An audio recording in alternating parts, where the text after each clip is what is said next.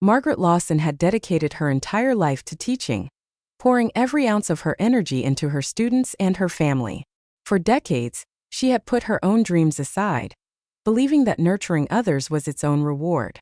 Her cozy suburban home was full of warmth and memories, photographs of her late siblings, diplomas on the walls, and the faint smell of homemade bread in the kitchen.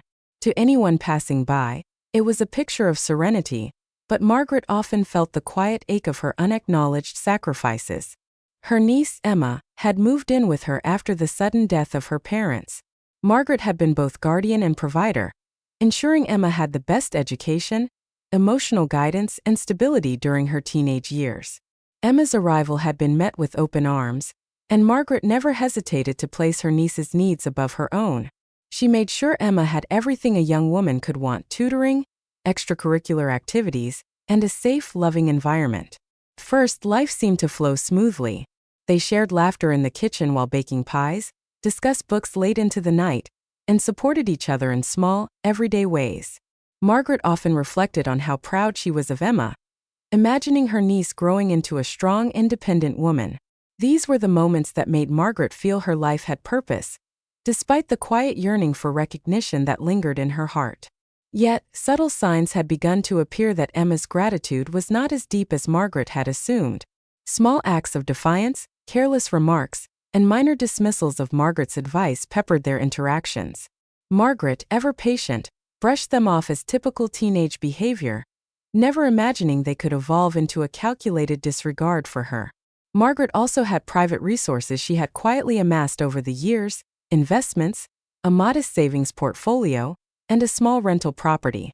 She had never flaunted these achievements, believing her financial independence was a personal matter, and at the time, a safety net for emergencies.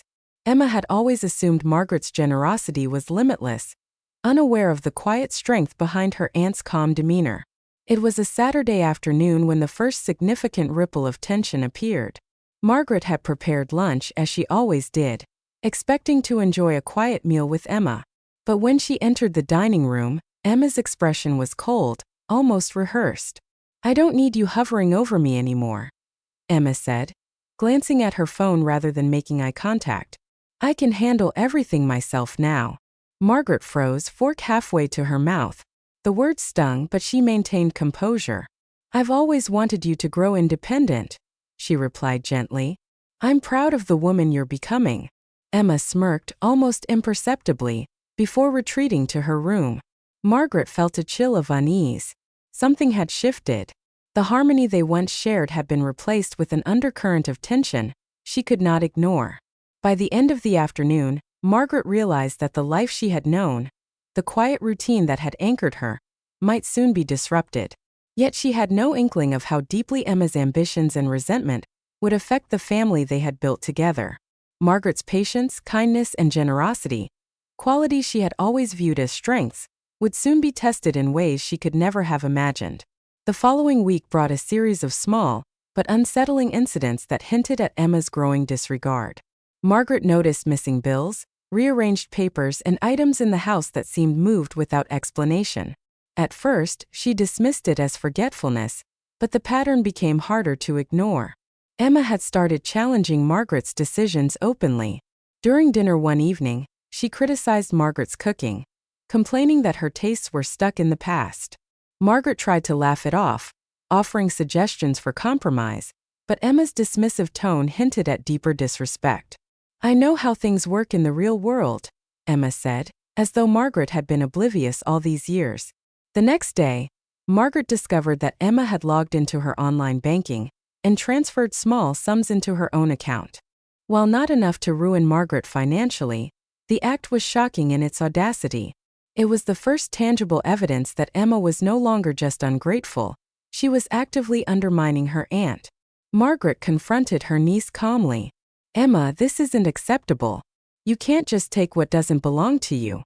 Emma's response was chilling in its casual arrogance. "You've given me everything anyway. What's a little money? I'm just claiming what's mine." Margaret's stomach turned. The child she had raised, nurtured, and sacrificed for, was now twisting her generosity into justification for deceit. She felt a mixture of hurt, disbelief, and rising anger. But she reminded herself to remain calm. Acting impulsively could give Emma the upper hand. Over the next several days, Emma's manipulations became more pronounced. She began locking Margaret out of certain rooms under the pretense of needing privacy, leaving cryptic notes, and even spreading rumors to neighbors about Margaret's supposed mismanagement of the household. Every incident was carefully calculated to undermine Margaret's authority and dignity. The emotional toll was immense. Margaret spent sleepless nights questioning her decisions, wondering where she had gone wrong. She reflected on the years of dedication, the countless sacrifices, and the love she had poured into Emma, only to be met with betrayal. Yet beneath the hurt, a steely resolve began to form. Margaret realized that her life, her home, and her legacy were not hers to relinquish without a fight. Margaret's intuition told her that these were not isolated acts of teenage rebellion, but a deliberate campaign to seize control of her life. She could no longer ignore the reality. Emma was actively attempting to rewrite the family hierarchy, and Margaret's generosity was being weaponized against her. Determined to protect herself, Margaret began documenting every incident. Emails, transfers, notes, and conversations were carefully recorded. She also reached out to a trusted lawyer, Marissa Cole, whose reputation for handling delicate family disputes was impeccable. Marissa's advice was clear. Margaret had every right to defend her property, her finances, and her dignity. Legal mechanisms existed to safeguard her contributions and ensure that Emma could not profit from deceit. Margaret's internal transformation was profound. Where once she had measured her worth by her ability to give, she now recognized that setting boundaries was an act of strength. She could still be loving, but love did not require sacrificing her security or enduring manipulation. By the end of the week, Margaret understood that a storm was coming. A confrontation that would test not only her patience but the very foundations of the family she had nurtured. Emma's betrayal was no longer a hypothetical threat. It was real, deliberate, and escalating. Margaret knew that she had to act decisively, both for her own sake and to ensure that her life's work, her sacrifices, and her contributions were recognized and protected.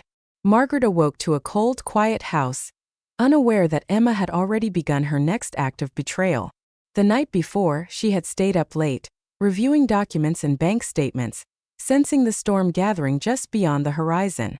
Yet nothing could have fully prepared her for the audacity of Emma's next move. Margaret entered the kitchen to find that the careful arrangements of her pantry had been disrupted. Items were scattered haphazardly, some missing entirely. At first, she suspected forgetfulness, but a closer inspection revealed a series of handwritten notes, mocking her organizational habits. One read, "Time to move on, Aunt Maggie. The world doesn't wait for people stuck in the past." The word stung, cutting deeper than any spoken insult could. Emma had begun to manipulate not just property but relationships as well. Margaret's neighbors, once friendly and supportive, had started receiving subtle hints that Margaret was overbearing, controlling, and emotionally distant. Emma, always charming when she needed to be, presented herself as the misunderstood young adult, while painting Margaret as the obstacle to her independence. Margaret sensed the isolation creeping in, a tactic Emma seemed to employ with calculated precision. By midweek, the situation escalated further. Emma had accessed Margaret's email and drafted a false letter to the Homeowners Association, claiming Margaret had been negligent with bills and maintenance. Margaret discovered the draft before it was sent, but the audacity of the attempt left her stunned. It was clear Emma was trying to rewrite reality itself, to tarnish Margaret's reputation and undermine her authority in the community she had built over decades. The following day, Margaret caught Emma in a direct act of theft. A significant check meant for Margaret's investment account was missing from her desk. She confronted Emma calmly, hoping that reason might still prevail. "Emma, this isn't a joke. Give me the check now," Margaret demanded, trying to mask the rising anger in her voice. Emma's response was chillingly casual. "You've given me everything, Aunt Maggie. I'm just taking what should have been mine anyway. You'll thank me one day." The words left Margaret speechless. The niece she had raised with love and patience was no longer a child in need of guidance. She was a manipulator, using entitlement and deceit as her weapons. Margaret felt a combination of heartbreak and rising determination. She could not allow herself to be a victim in her own home. Margaret's decision to act decisively took form that evening. She meticulously documented the theft and betrayal, ensuring that every piece of evidence, emails, notes, photos, and financial discrepancies, was preserved. She reached out to her lawyer, Marissa Cole, explaining the escalating situation. Marissa's advice was firm. Margaret had the right to protect her assets, and the law would back her as long as the evidence was thorough. Margaret also began to mentally prepare for confrontation. Unlike previous instances, she realized that subtle admonishments would not suffice. Emma had to understand the consequences of her actions, not just legally but morally. Margaret's patience and kindness, which had been her defining traits, were about to be tested in a new, uncharted way. The weekend arrived, and Margaret decided it was time for a direct conversation. She invited Emma to the living room under the pretense of discussing a family matter. Emma appeared nonchalant, exuding the confidence of someone who believed she had already won. Margaret began calmly, outlining the incidents she had documented over the past weeks. She spoke of the missing funds, manipulated documents, and disruptive actions, presenting each fact with meticulous clarity. Emma, initially smug, began to show cracks in her demeanor as the evidence mounted. "You think this is funny?" Margaret asked, her voice steady but firm. "You've crossed the line, Emma. I raised you. I sacrificed for you. And this is how you repay that love." Emma laughed, a sound filled with both defiance and challenge. "I've done nothing wrong. I'm just taking control of my life. You've had everything your way for too long." Margaret's heart ached, but her resolve hardened. She knew that confrontation alone was not enough. She had to reclaim authority while setting boundaries. Taking control doesn't mean hurting the person who gave you everything. "What you're doing is betrayal, not independence," she said, carefully choosing each word. The discussion escalated as Emma tried to manipulate emotions, claiming Margaret was being unreasonable and overprotective. Margaret remained composed, refusing to be drawn into argument or guilt. She explained that legal action was not her desire, but would be pursued if Emma refused to acknowledge the truth. The niece's mask of confidence began to falter. She realized that Margaret had evidence, support, and the moral high ground. For the first time, Emma hesitated, uncertain how far she could push her aunt without consequences. Margaret could see the conflict in her eyes, a mixture of fear, defiance, and reluctant acknowledgement. That evening, Margaret felt a mixture of relief and sadness. Relief because she had confronted the betrayal directly, establishing the limits of acceptable behavior. Sadness because the familial bond she had cherished was deeply wounded. Yet she also felt a sense of empowerment, recognizing that her kindness and patience did not equate to weakness. Setting boundaries was an act of strength, and her dignity had been preserved. By the end of the day, Margaret knew that the coming weeks would require careful navigation. Emma's actions had not yet fully ceased, and the niece's manipulative tendencies could resurface. But Margaret had learned that preparation, documentation, and moral clarity were her strongest allies. The storm had begun, and Margaret was ready to face it, confident that justice and recognition of her sacrifices were within reach. The following week, Margaret met with Marissa Cole, her trusted attorney, to formalize a plan of action. Every incident Emma had orchestrated, the theft, the document manipulations, the false letters to neighbors, was meticulously catalogued. Margaret wanted more than mere restitution. She wanted acknowledgement of the betrayal, a public and undeniable record that the trust she had invested in her niece was violated. Marissa's office was warm and professional, filled with the subtle scent of leather and paper. "Margaret," Marissa began, "the law is on your side, but this isn't just about documents or money. It's about establishing the pattern of behavior, showing intent, and protecting your home and finances. If Emma refuses to cooperate, we can pursue remedies through civil court, including claims for conversion and constructive trust." Margaret listened intently, feeling both the weight of the betrayal and the relief that her actions would be recognized legally. She recounted the incidents one by one, while Marissa took notes, highlighting legal avenues and potential defenses. "This is not revenge," Marissa emphasized. "It's about asserting your rights, ensuring that your sacrifices are recognized, and preventing future harm." After the meeting, Margaret returned home with a sense of purpose she hadn't felt in years. She could no longer remain passive. She had to protect what she had built and ensure that Emma understood the gravity of her actions. It was a delicate balance, asserting authority without destroying the niece completely, preserving familial bonds where possible but never sacrificing dignity. The next day, Margaret began subtle preparations within the home. She secured important documents, updated passwords, and installed monitoring systems to prevent further manipulation. Emma noticed the increased vigilance and reacted with irritation. "Why so many cameras? Are you spying on me now?" she asked, attempting to frame Margaret's caution as paranoia. Margaret's response was calm but firm. "I am protecting my home and assets. Your actions have consequences, and I need to ensure accountability. That is all." Emma scowled, realizing that her aunt was no longer an easy target. The balance of power had shifted, and for the first time, she encountered a boundary she could not cross without repercussions. Margaret's patience and methodical approach were tools she had underestimated, and the niece's overconfidence began to waver. Meanwhile, Margaret also took steps to secure her emotional resilience. She reached out to close friends and supportive family members, sharing some of the details of Emma's behavior without sensationalizing. The act of speaking openly, of validating her own feelings, strengthened her resolve. She realized that self-preservation and self-respect were not acts of selfishness. They were necessary for her well-being and her ability to act effectively. By the weekend, the legal strategy was clear. Margaret would invite Emma to a formal meeting, documented by Marissa, where she would present the evidence and outline the required restitution and acknowledgement. The goal was not to humiliate but to correct the imbalance, to ensure that betrayal did not go unchallenged. The day of the formal confrontation arrived. Margaret and Marissa entered a small mediation room, neutral in tone but charged with tension. Emma sat across the table, feigning casual indifference, yet the flicker of nervousness in her eyes betrayed her confidence. Marissa began by setting the rules. All statements would be recorded, all evidence presented, and interruptions were not permitted. Margaret stayed calm, her hands folded on the table, her voice steady. "Emma, I am not here to punish you out of anger," she began. "I am here to ensure that the truth is recognized, and that my contributions and sacrifices are acknowledged.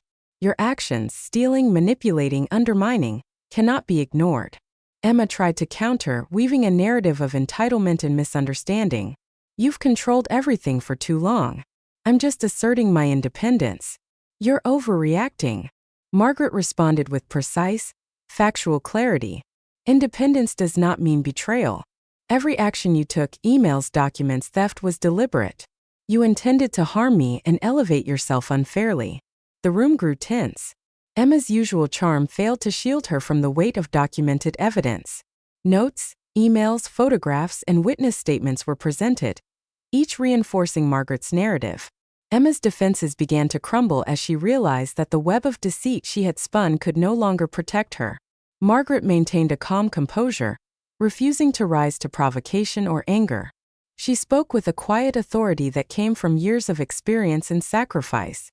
"I raised you, provided for you, and supported you in ways you may never fully understand. This is not about money or possessions. It is about trust, respect, and accountability." Emma's expression shifted, a mix of fear, defiance, and reluctant acknowledgement. She had underestimated her aunt's resolve and preparation. Margaret's patience, foresight, and methodical approach had neutralized the manipulative tactics that had previously succeeded. As the meeting concluded, Marissa outlined the next steps. Emma would be required to return stolen funds, sign acknowledgement of her actions, and participate in supervised restitution if necessary. Margaret felt a sense of calm satisfaction, not revenge but justice. The emotional wounds were still present, yet the foundation of recognition and fairness had been laid. Margaret left the room with a renewed sense of empowerment. She understood now that boundaries were essential, that preparation was strength, and that love and patience did not equate to weakness. Emma had learned the first hard lesson. Betrayal carries consequences, and even familial bonds cannot excuse deliberate harm. After the first formal confrontation, Emma's behavior escalated in subtle but insidious ways. She began testing Margaret's patience with passive-aggressive remarks, veiled insults, and attempts to influence neighbors and friends against her aunt. At first, Margaret noticed these attempts with quiet observation, recording each incident meticulously. She understood that Emma's strategies were designed to destabilize her emotionally, to make her appear overreactive or paranoid to outsiders. One afternoon, Margaret discovered that Emma had attempted to sell one of the properties Margaret had inherited, forging documents and creating a fictitious power of attorney. The discovery was shocking. Not only had Emma violated trust, but she had crossed legal boundaries that could have resulted in criminal consequences. Margaret remained composed, recognizing that reacting with immediate anger would only play into Emma's hands. Instead, she documented everything, taking photographs, saving emails, and consulting Marissa on the next legal steps. Margaret also noticed Emma attempting to manipulate shared accounts, transferring funds without authorization, and attempting to interfere with Margaret's investment portfolio. The niece's audacity seemed limitless, and yet Margaret's confidence grew. Each act of betrayal only reinforced the need for structured legal action and clear personal boundaries. She realized that the problem was not just one incident, but a consistent pattern of deception and greed. At home, the tension was palpable. Margaret implemented strict organizational systems, secure locks on private rooms, separate bank accounts, and detailed ledgers for household contributions. She refused to confront Emma impulsively, instead letting the niece reveal herself through her actions. Each time Emma tried to undermine her, Margaret's calm response highlighted the stark contrast between moral integrity and manipulative ambition. Emma, frustrated by her inability to destabilize her aunt, began spreading rumors to distant relatives, attempting to paint Margaret as controlling and unreasonable. Margaret, anticipating this, maintained meticulous records, prepared statements, and corroborating witness accounts. She had learned that clarity and evidence were her greatest defenses against deceit.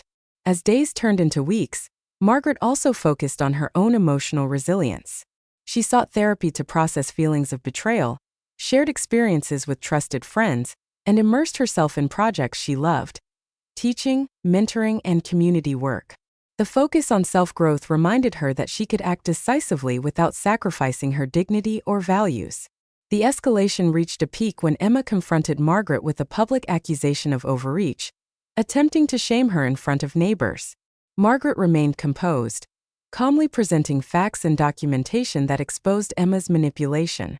The neighbors, previously sympathetic to Emma's charm, began questioning her credibility.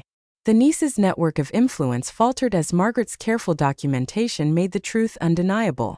The turning point came during a second formal mediation, organized by Marissa. This time the stakes were higher. Emma arrived, feigning confidence, but the weight of evidence and the preparation in the room were undeniable.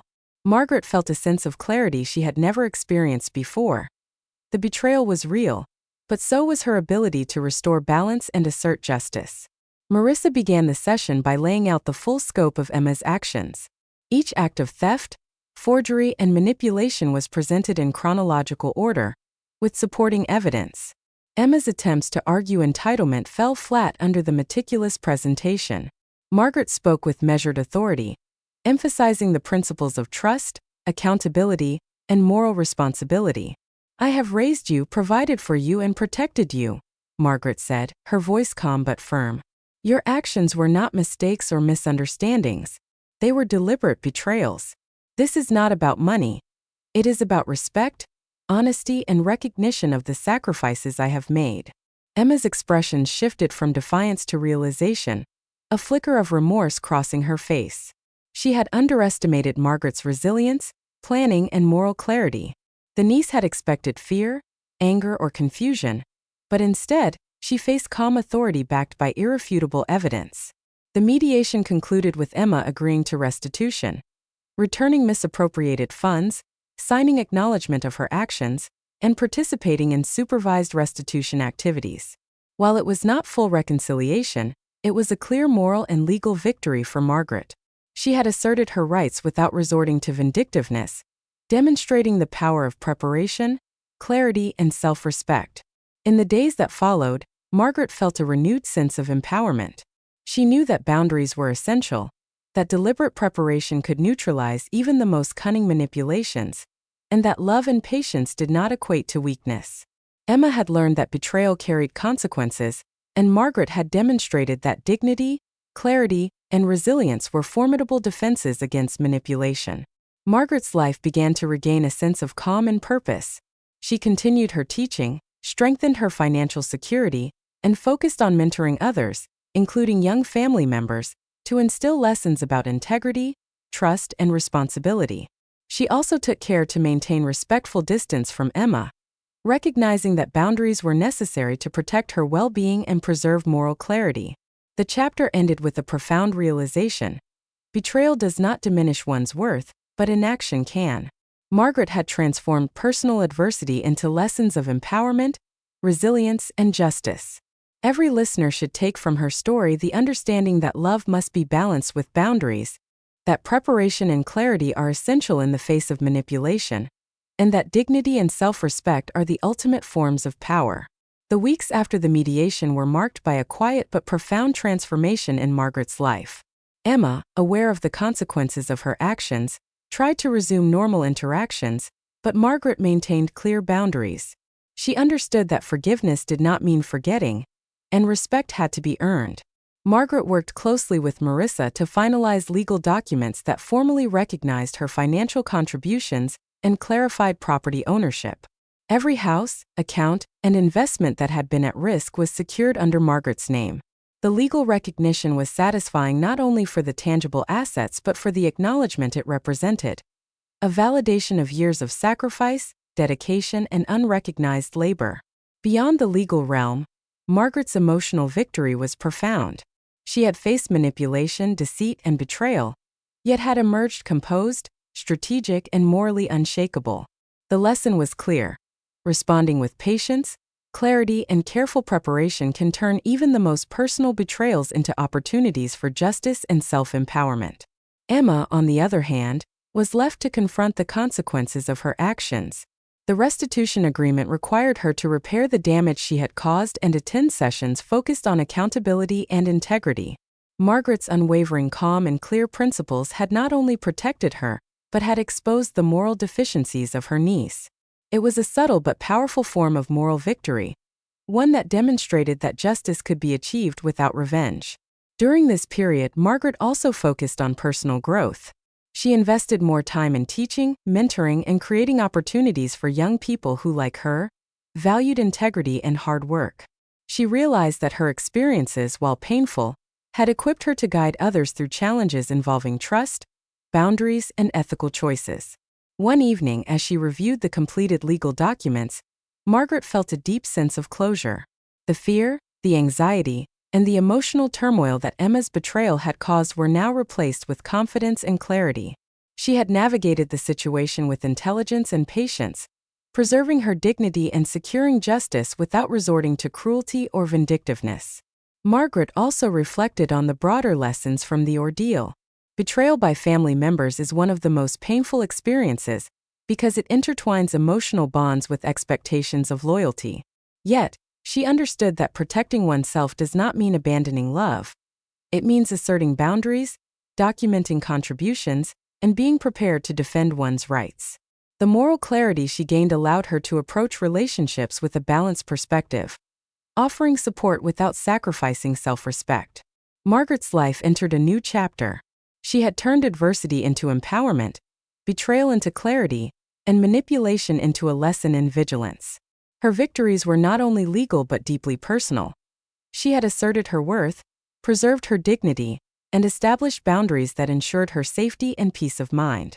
With her financial security reinforced, Margaret created a foundation for young educators, offering scholarships, mentorship, and professional development opportunities. This act was not just generosity, it was a statement of her values: investment in integrity, education, and ethical development. The initiative also served as a symbolic message to Emma. The real strength lies in contributing positively to the world, not in deception or manipulation. Margaret's relationship with Emma remained distant but formal.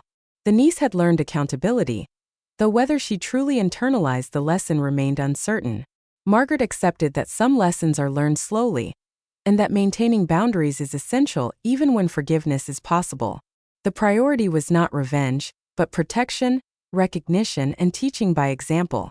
The moral for every listener became unmistakable. Betrayal can occur even within families, but one's dignity, patience, and clarity are tools of immense power. Protecting oneself, setting boundaries, and seeking justice where appropriate is not selfish. It is necessary. Love and support must coexist with awareness and readiness to defend one's rights. Margaret reflected on her own transformation. She had learned that patience is not weakness, that calm observation can reveal patterns of manipulation, and that evidence and preparation can neutralize deceit. She had discovered that moral and legal victories are most satisfying when achieved without compromising one's integrity. In the final moments of reflection, Margaret understood that her story was a blueprint for others who might face similar betrayals. Document everything: contributions, communications, and incidents of betrayal. Set clear boundaries: emotional, financial, and physical. Seek legal and professional guidance. Protection and recognition of rights are crucial. Act with dignity. Responding impulsively may strengthen the manipulator. Invest in personal growth and legacy. Turn adversity into a positive impact for others. Margaret's legacy was now secure, her dignity intact, and her contributions recognized. She had endured betrayal, confrontation, and manipulation, and emerged stronger, wiser, and morally triumphant. Every listener should take away this truth. Protecting oneself from betrayal does not diminish love, and asserting one's worth is the highest form of respect for both oneself and the values one upholds. The chapter closed on Margaret watching the sunset from her home, a sense of calm settling over her. The past betrayals had been painful, but they had taught invaluable lessons. She smiled, knowing that she had reclaimed her narrative, her dignity, and her power, and had transformed a painful family betrayal into a story of resilience, justice, and moral clarity.